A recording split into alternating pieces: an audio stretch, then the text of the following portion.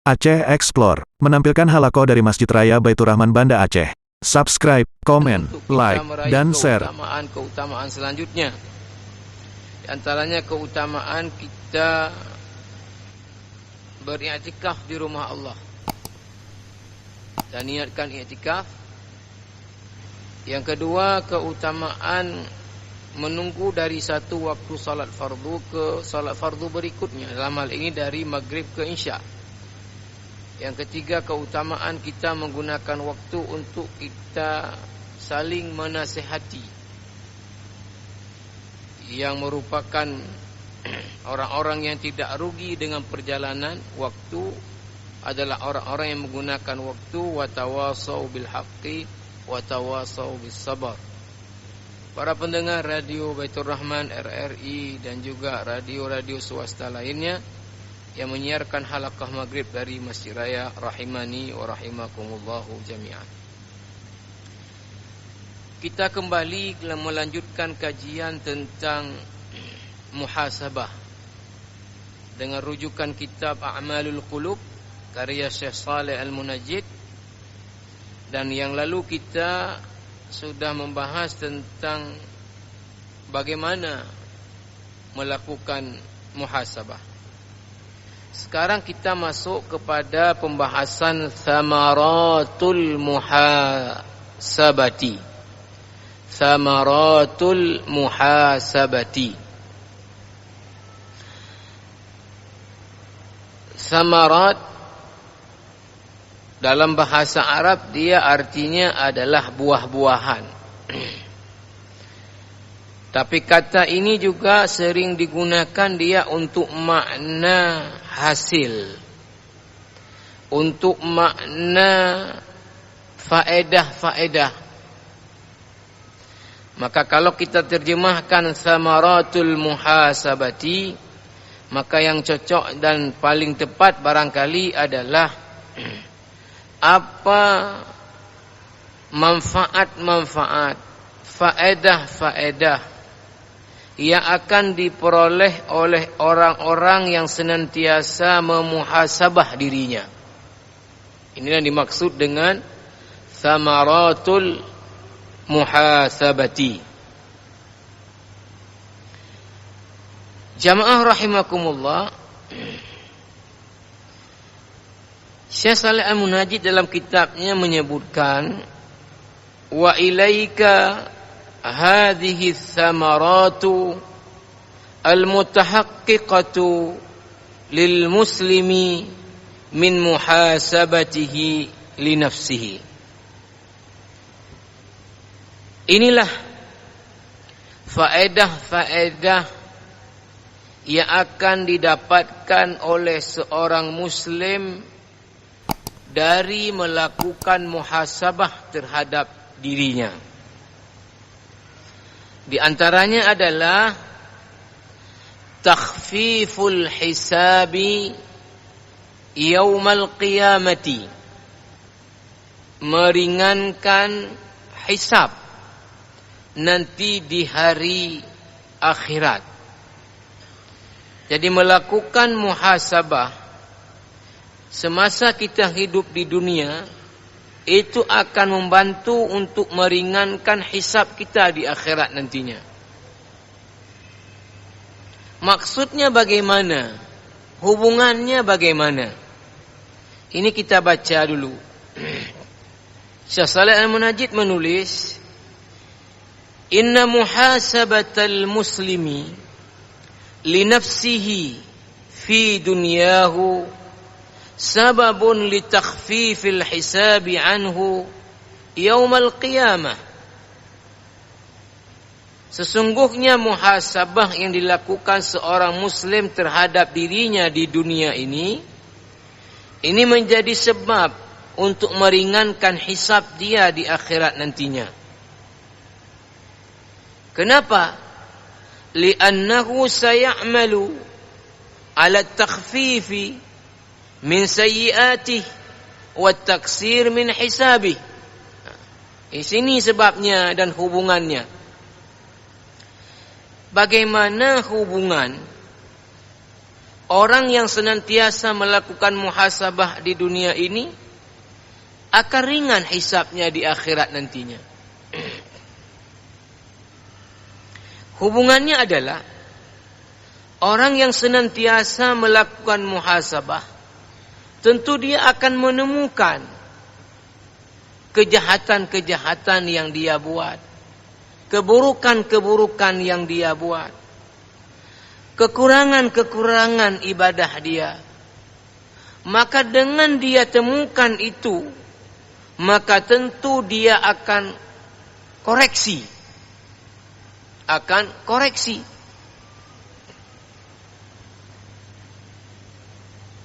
Maka dengan dia melakukan koreksi dalam arti taubat, maka kemudian apa yang terjadi tidak berlanjut lagi keburukan dia. Orang yang melakukan muhasabah mendapati dirinya masih kurang dalam ibadah kepada Allah Subhanahu wa taala. Maka dengan begitu dia akan menambah lagi ibadahnya kepada Allah. Inilah yang akan mengantarkan hisab dia menjadi ringan karena dia tidak tambah-tambah lagi dosa. Dan dia akan tambah banyak kebaikan-kebaikan dengan dia melakukan muhasabah. Jamaah rahimakumullah, nanti akan disebut, tapi tidak mengapa kita dahului. Berbeda dengan orang yang tidak melakukan muhasabah. Dia tidak pernah introspeksi, tidak pernah melihat diri, tidak pernah melihat apa yang sudah dilakukan. Maka orang ini tidak pernah merasa salah. Tidak pernah merasa kurang dalam ibadah, dalam syukur. Nah, sehingga apa? Terus saja kemudian dalam dosa, terus saja dalam maksiat. Nah, inilah yang kemudian akan memperberat hisab dia di akhirat.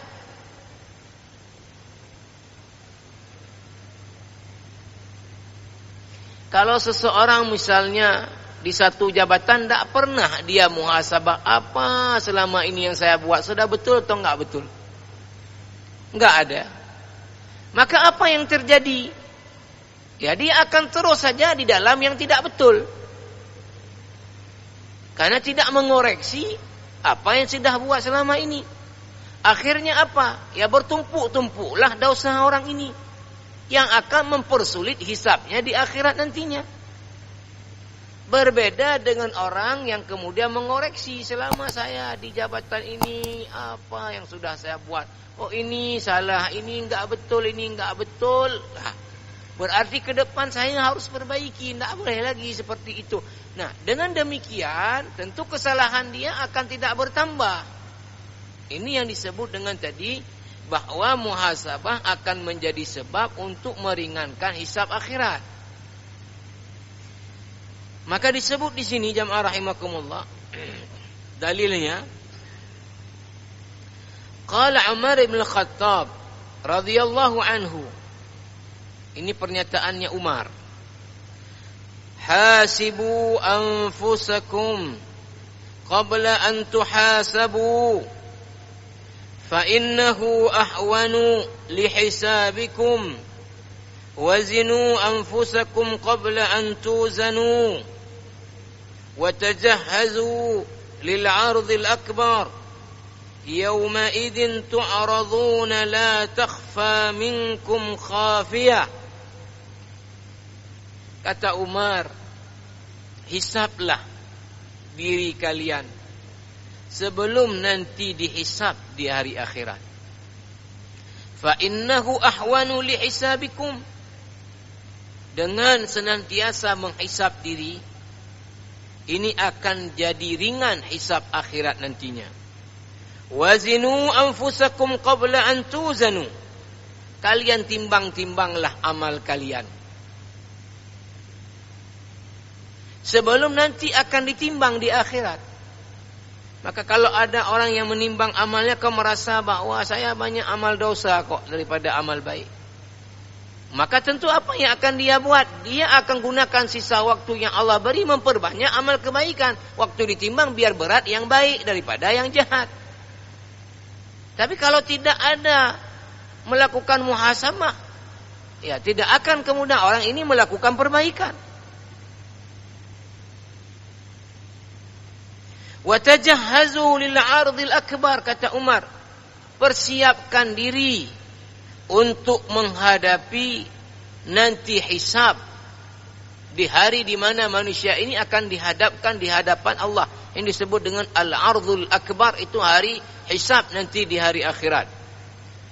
Hari itu disebut dalam surah Al-Haqqah di ayat 18, yauma idzin tu'raduna la takhfa minkum khafiyah.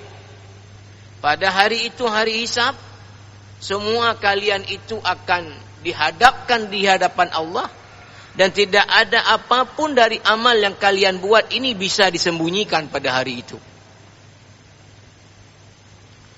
Wa an Ja'far ibn Barqan rahimahullahu qala,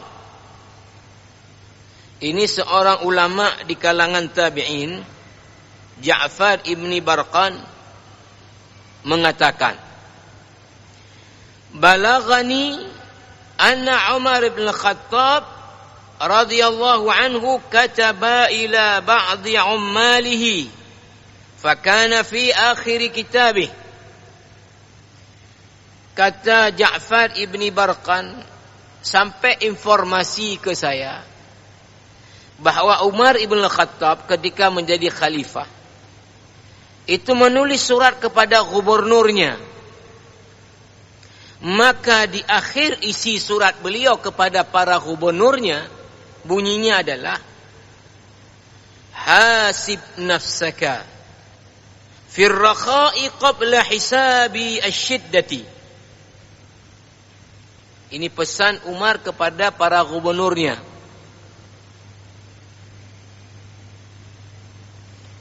Ya, kalau pemimpin artinya orang yang beragama, maka isi suratnya akan berisikan nasihat. Saya ingat betul waktu ini keluarin sedikit, kita datang berkunjung ke negeri Kelantan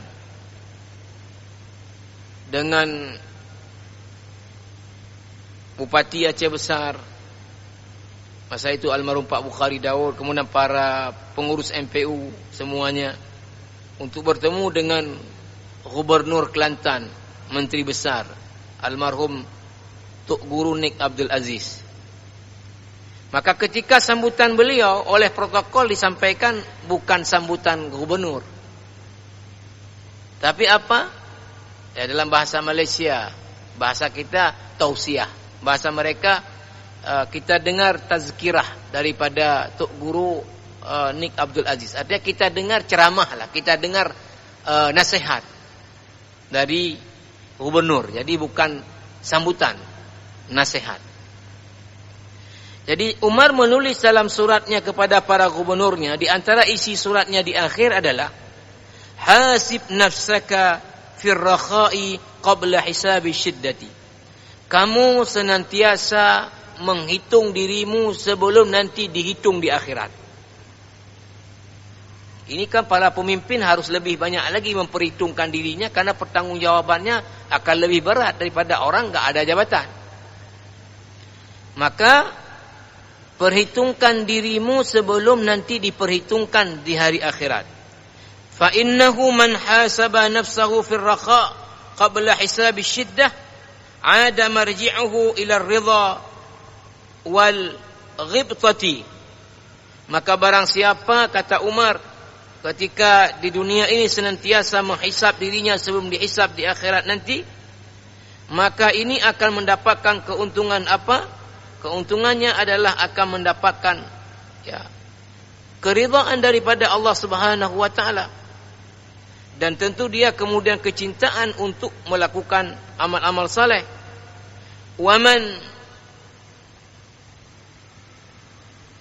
alhadhu hayatuhu wa syaghalahu hawahu ada marji'uhu ila nadamah wal hasrati.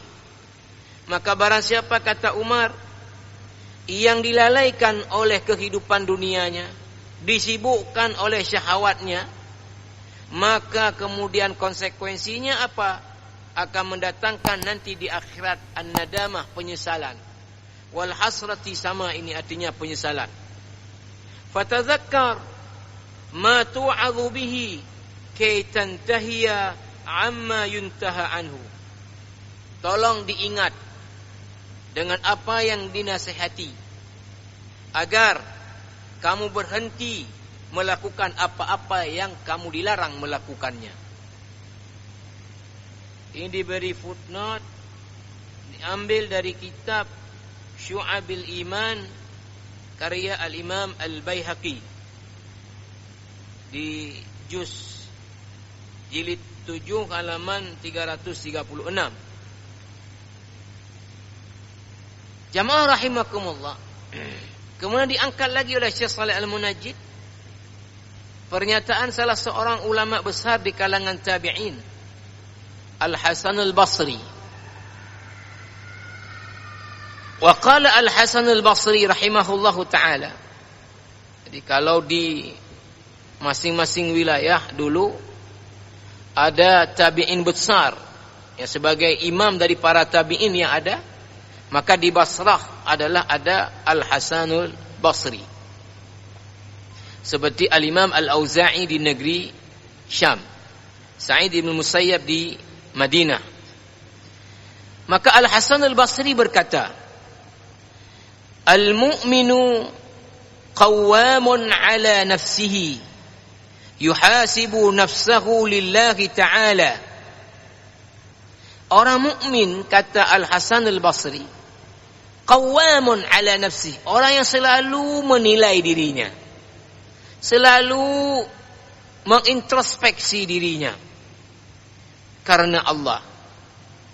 Wa innama khaffal hisabu yaumal qiyamah ala qaumin hasabu anfusahum fid dunya. Akan ringan hisab di hari akhirat nantinya kepada orang-orang yang menghisab dirinya di dunia ini. Wa innama syaqqal hisabu yaumal qiyamah ala qaumin akhadhu hadzal amra ala ghairi muhasabatin.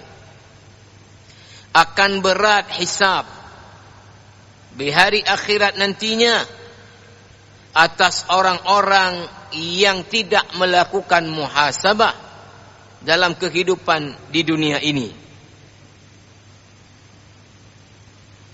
Kemudian jamaah rahimakumullah, diangkat selanjutnya adalah pernyataan daripada salah seorang tabi'in besar juga, Al-Fudail ibn Iyadh. Ini banyak sekali. Ini karena orang zuhud, orang wara. Ya, yang semua juga tadi adalah orang zuhud wara. Tapi kalau Hasan Al-Basri ke tafsir, ke fikih. Ya. Tapi kalau Al-Fudail ibn Iyadh ini banyak diambil adalah nasihat-nasihat beliau. Tidak banyak di fikih, tidak banyak di tafsir, di hadis. Al-Fudail ibn Iyadh rahimahullahu ta'ala mengatakan, Al-mu'minu yuhasibu nafsahu wa ya'lam anna lahu mawqifan baina yaday Allah ta'ala.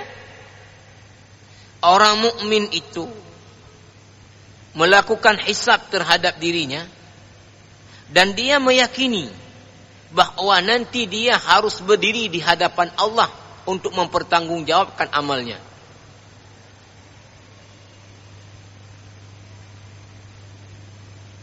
Kemudian jamaah rahimakumullah, apa kata lagi Al-Fudail ibn Iyadh?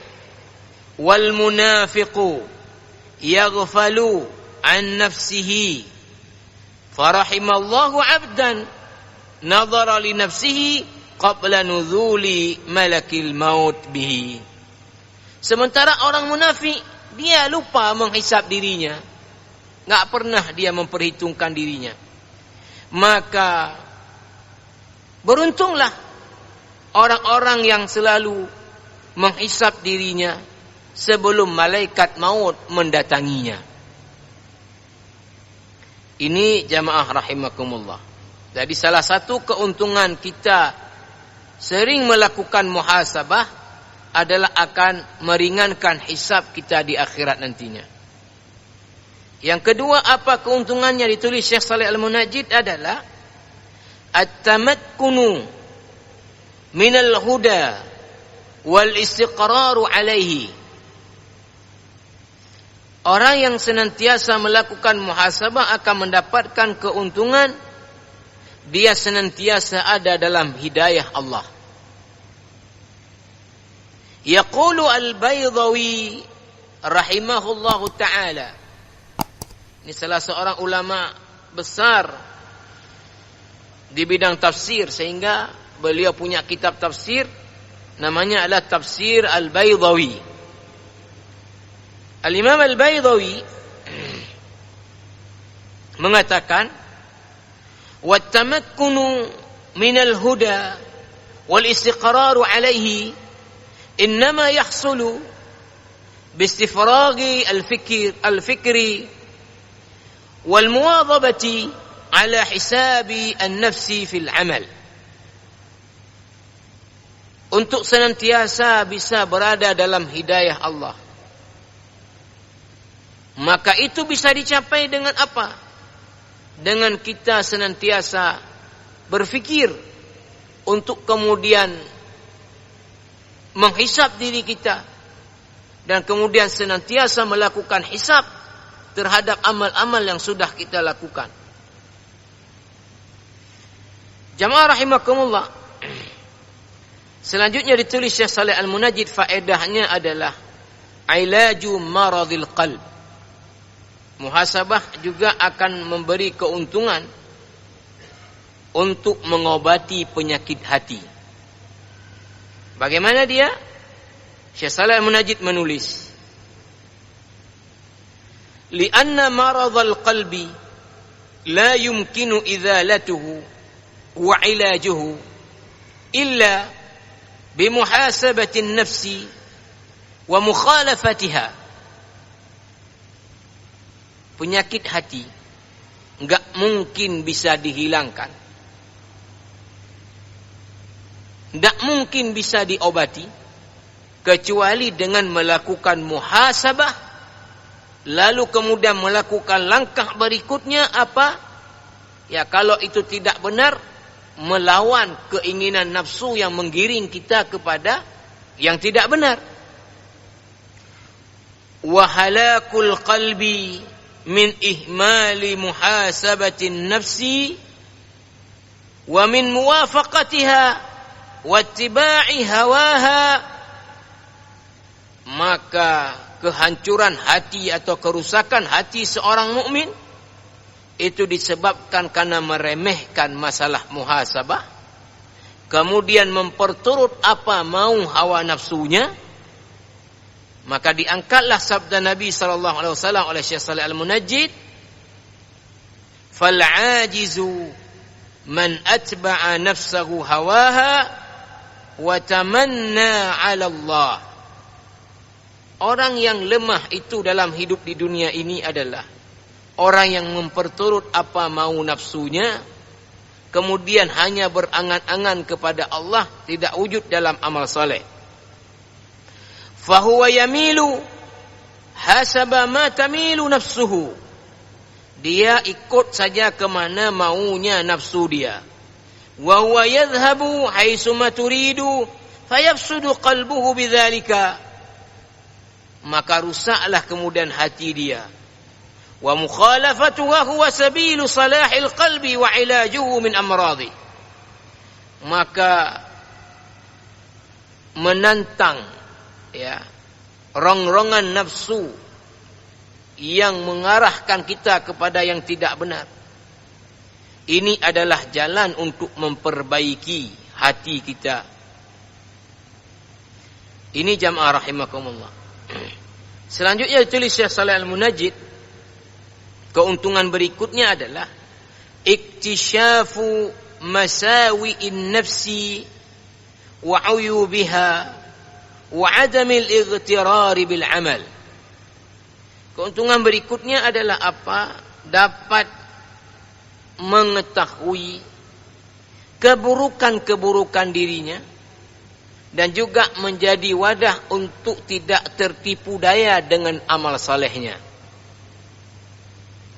Bagaimana penjelasannya? Syekh Shalih Al-Munajjid menulis, fa innal insana mata hasaba nafsahu wajada uyubaha wa mata ma wajada uyubaha lam yaghtarra bil a'mali salihati allati ya'maluha bal yarju rabbahu an yaqbala minhu tilkal a'mala ala ma hiya fihi min naqs. Manusia ini kalau dia melakukan muhasabah terhadap dirinya, maka pasti dia akan temukan kelemahan-kelemahan dirinya, akan temukan masalah-masalah dirinya, akan temukan dosa-dosa, akan temukan kekurang sempurnaan ibadahnya, kekurang sempurnaan syukurnya. Maka dengan demikian dia tidak akan tertipu daya dengan amal salehnya. Maka dia akan apa? Akan senantiasa mengharapkan Allah menerima amal-amalnya, sekalipun dia tahu bahwa amalnya ada kekurangan. Artinya begini, orang yang melakukan muhasabah pasti, ya, dia akan mendapati tadi bahwa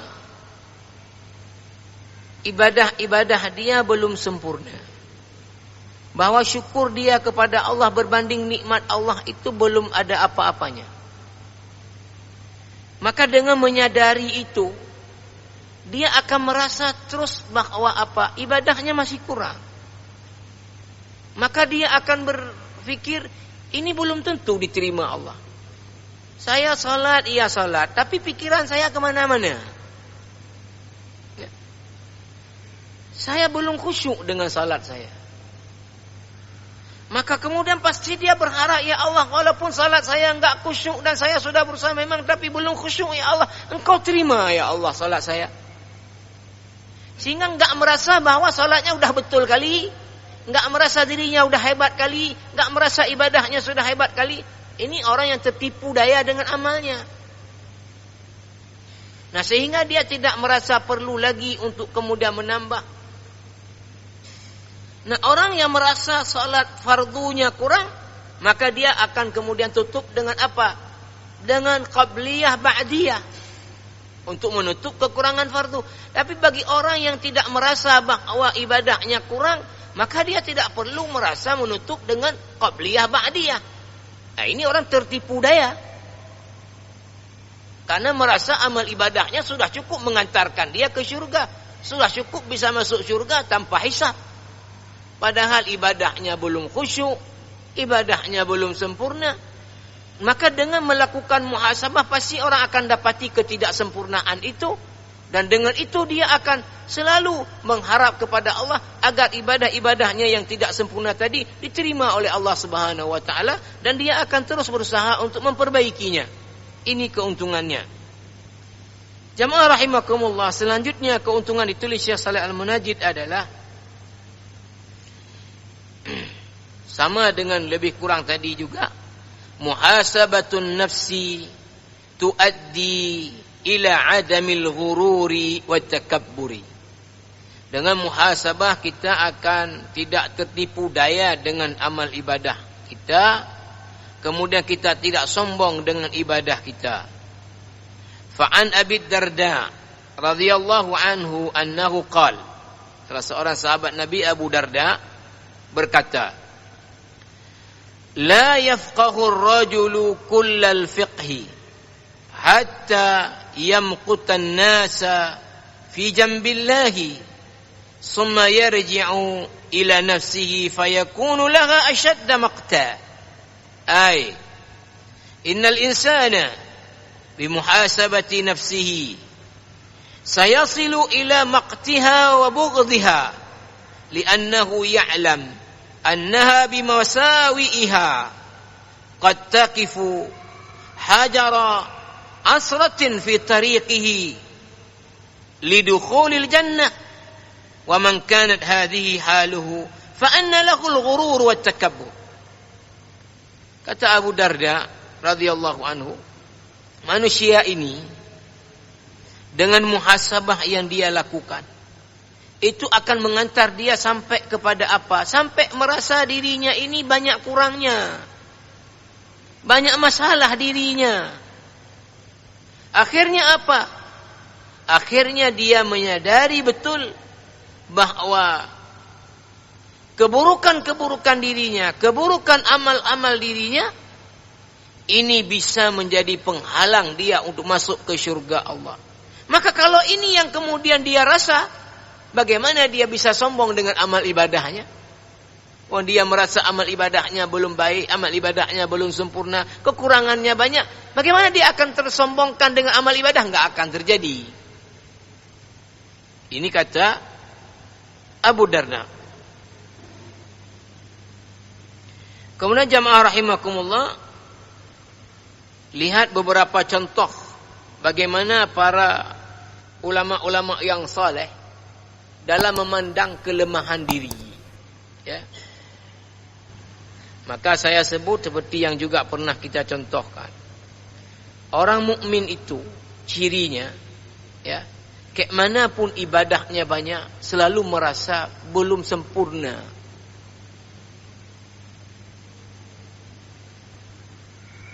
Kayak mana menjaga diri daripada dosa, seolah-olah enggak pernah dosa, tapi tetap merasa dirinya masih berdosa kepada Allah.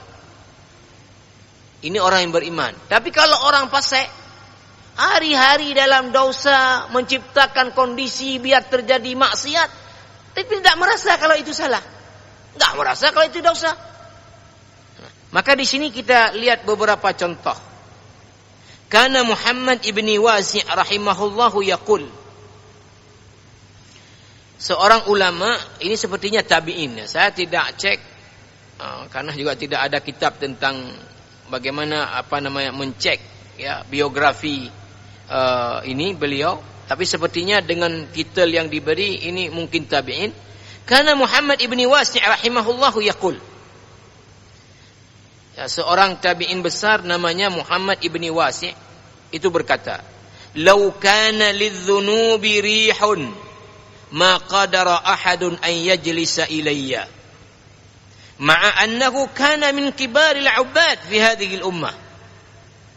Muhammad ibni Wasi' mengatakan, kalau sekiranya dosa berbentuk angin, kalau dosa dalam bentuk angin, maka tidak ada satu orang pun bisa duduk di depan saya. Maknanya apa? Kalau dosa dalam bentuk angin, maka ada orang duduk di depan saya, dosa-dosa saya akan meniupkan dia, enggak bisa duduk di depan saya.